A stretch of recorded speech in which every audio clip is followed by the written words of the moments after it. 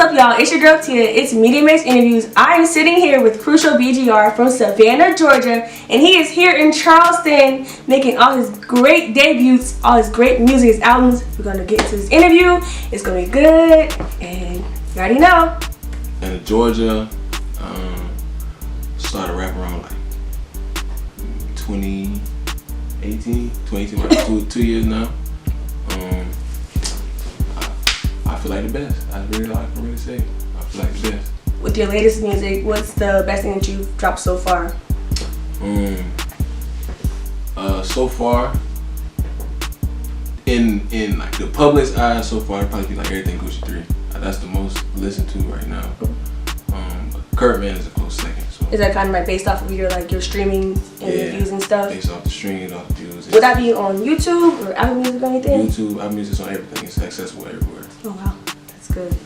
Now I did see you release a new video, the new No Merch, right? Yeah. That was dope. Tell me about the idea of it. Like, what was all that about? So it came like with the guy I shoot with, Joey Lynch. He family. So like the way we shoot, it'd be like I have an idea from something I said in the song, and he'll well-round it better for me. But when it came to this video, it was no script to it. We just wanted to do the craziest shots possible. So it was just all about the angling and the zoom in, and so that's really the play on it. And then the song spoke for itself, so we really didn't have to do much. So with the theme, I saw the people kind of standing around you. What was your centerpiece of it? You being in the middle and you having your mask on, and then them around you. What was all that about? It was for you to look at it and be like, what do they got going on? Yeah, I had that question too. Yeah, it was what are y'all doing for real? It's really just supposed to be a really crazy, it catches you. It catches you. So it serves its purpose, to begin with, because as soon as it starts, you looking what? Who is this? It gave me that purge feeling when I was looking at it. I was wow, they went to purge or something. Yeah. It was interesting. The idea of it was collective. Yeah. I see that you do have a new song coming out or album. Something I saw you post. So what's up with that? What's the new project about? So when I make songs, I make it for I make what I like per se. I really enhanced on that, because if I was to listen to outside noise, I guess it wouldn't be as good. So with this, it was focused solely on them. It's what they like. So we really seen what we can get away with, because I use a different a whole bunch of recording methods, different beat selections, and cadences is different. So it's really all for them. It's just the stuff that they like or they want to hear. That is interesting. But that matters though. Yeah. You want to make sure that your fans can feel you. Right. Even though you want to be able to feel your own music, but make sure they can feel you as well. Exactly. So that's fair. That's fair. Right. And I have more questions. It's gonna be funny, but because okay, let's just say that I'm gonna get into detail. Right. So we're gonna talk. We're gonna talk. As long as you're open and ready to talk, we can get it done. When you started out into music, what was the very first song you dropped and why you did it? The first song I dropped, it's called Summer's Over. It's called Summer's Over. Solely because it was cold. Oh wow. But the lyrical, the lyrics don't really have nothing to do with it. It just was it's just me saying, okay, well I can do this now. I can do this. I can actually do this. Because for a while, rap was just me riding around the car freestyling with my friends. Until they told me to take it serious. That's what it is. Yeah. They told me to take it serious, and after that, I just was I kind of honed in on it, and that was the first song, and it got a lot of exposure to begin with. And you were in Savannah when you did that one? No, I was here. I started rapping here. I started rapping in Charleston. Yeah. So when people call me a Charleston artist, I don't get offended because it's true. I started music here. So why were you comfortable enough to start in Charleston? What was it? The feeling. It was.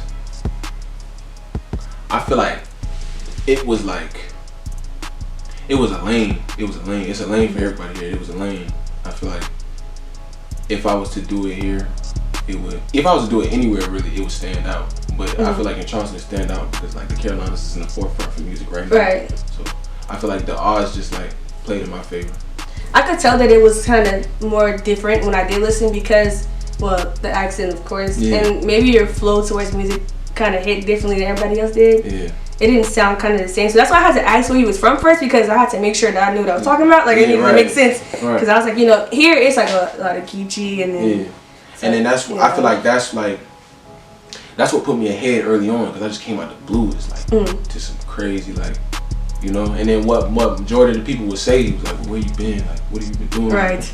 You know, but I've been under a rock, I guess. So. I guess you aim for the right place. I mean, I have my little thing about Charleston. Yeah. But I feel like it was a good idea for you to do that, coming from somewhere else too. And then I feel like you were able to get a bigger fan base and broaden it more. Right. Being that you came from Savannah to here, and you started here. But do you plan to take it somewhere else? And where would you go? I feel like I probably have to worry about that when it's time. Cause like what me and my whole camp doing, like what manager stuff like that. Everybody in my camp, what we worry about right now is taking this coast, like just taking this coast right here. Just make sure everybody on this coast in the Carolinas know who Crucial BGR is. So I feel like once we succeed with that, then we'll probably take it somewhere where the odds will be stacked up against us again and just prevail. So. Do you feel like you give Charleston like a big lift? Like you feel like once you explode because you came here to start your music, you feel like it'll be a big lift for the city? I feel like it'd be a punch. I feel like it'd be a punch. Given that, like, and it's not even like to boast, but like I feel like nobody don't make what I make. You know what I'm saying? I could agree. Yeah, nobody really is making what I'm making, and you're not gonna hear the same songs from me over and over again. So I feel like with that they gonna weed it out, I guess, and find more like. Do you have any ideal people of who you would do any music with and like work with here? Really everybody in Charleston, but like at the top of the list right now, probably like Papa Band. That's really who I'm listening to. I listen to a lot. Papa Band, BG, Lil BG, OG, people like that, Boss. I mean, just really the hometown heroes, hometown heroes. I just don't know. Yeah, cause like right now they're just like up there, and then that'd be good like recognition for you too. And you being featured in a song with them, people will be able to hear like more of your lingo and theirs combined into one. So that does make more sense. Pretty cool mashup. That'd be smart. Yeah. Smart. Beats. You have very like unique beats. Like who are your producers or your producer? It's a few. So like, get a dude who made Platinum Hair Cruise. His name is High John. On the way from. These dudes I found like, these dudes I found like through like YouTube. Like I listen to their channels or like stuff like that, and then I'd be like, yo, what's up with you? And stuff like that. So I find them, or like Zach. This new project right here, Zach. Yeah, Zach on the track. Zach is very good. Produced by DM. I get majority of my beats from him. Produced by DM. Phrase. It's a couple more. Noah, this dude named Noah. It's a couple of them. It's always good to have like different producers produce on your music too, because sometimes when you do use the same producers a lot, it kind of gives you like the same flow. The same thing. Yeah. But you want to make sure that everybody gets to hear like different things.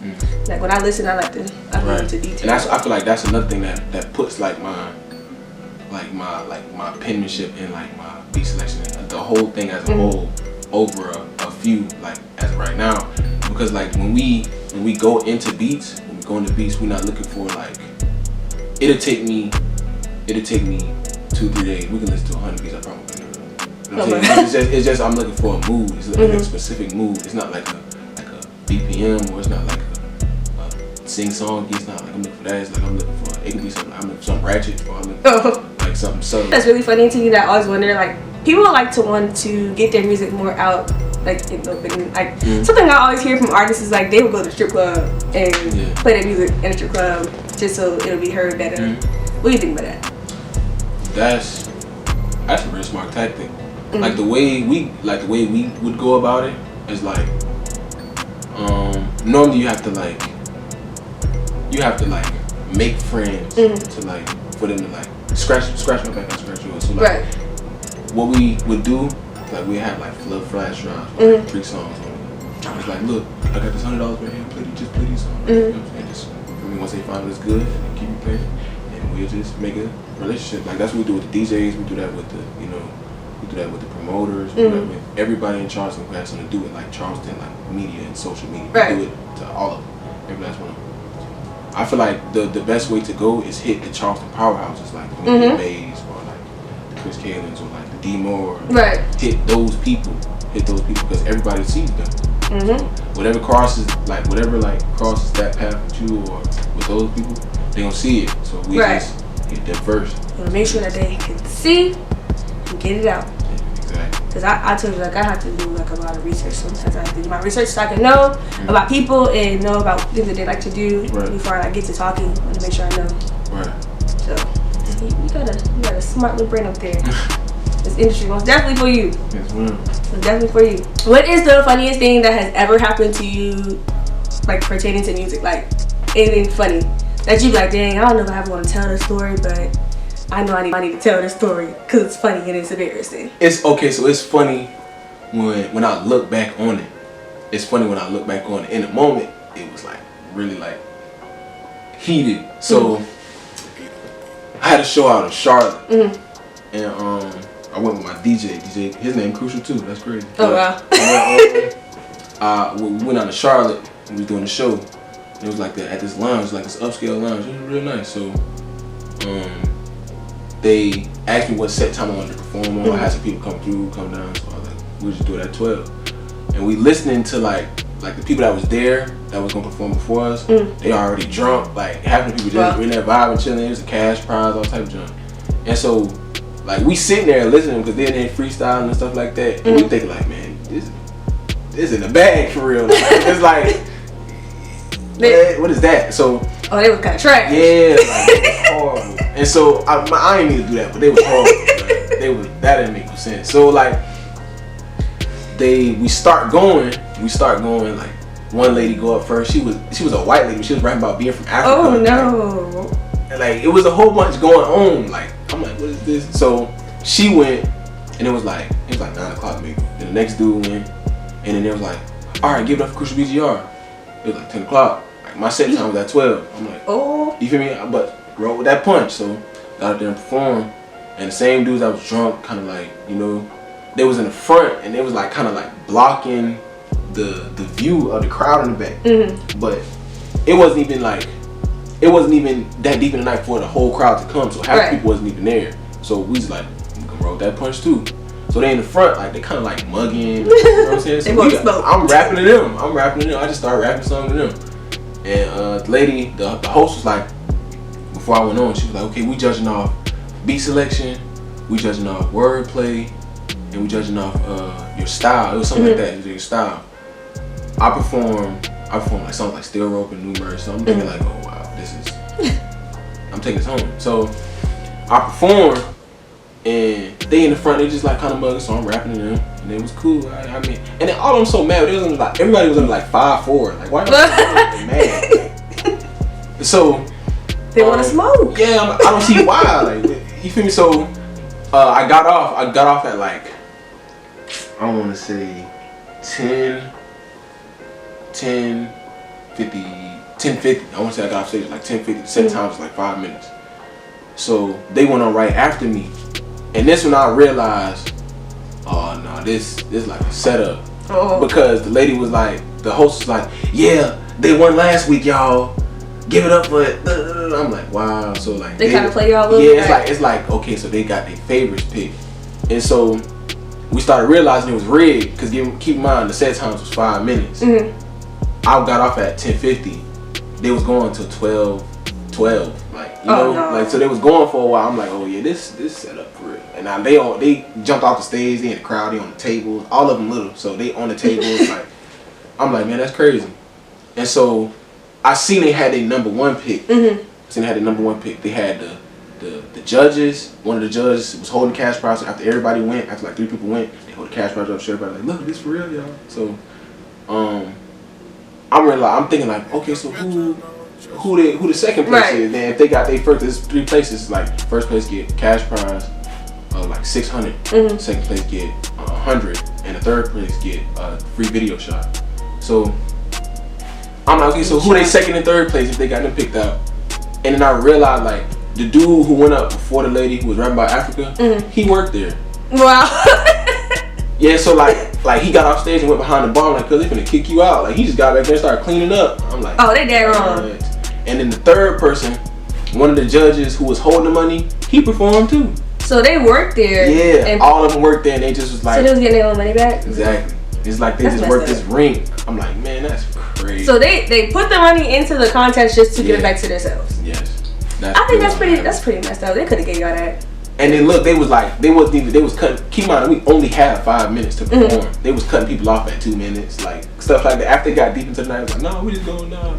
And then the host got drunk. When she got drunk, she was like, how we finna announce the winner, y'all? Like 8 people gotta go. Like that joint was. Wow, they played y'all. Yeah, looking back on it, I was like, man, that was pretty funny. But in the moment, I was like, hey, listen, karma's real. Yeah, I know they probably got come. Cause that's messed up. That's bad. That's real bad. That's real bad. They didn't have to go like that at all. Especially y'all was there ready to perform and get yourself done. Yeah, like we really like, you feel me? And we was already going through the city, like, because the way it was going, like we had went there and we was talking, we was getting set up and stuff like that, and then we seen them, like we seen them perform something, man. Well, we seen them like freestyling to each other. I'm like, man, this is in the bag. So we kind of left out. We was going to eat, like we was just walking around the town. It was in Charlotte, so and we got back, and then it was just like, okay, it's time for Crucial BGR. That's crazy. You know, I would have been.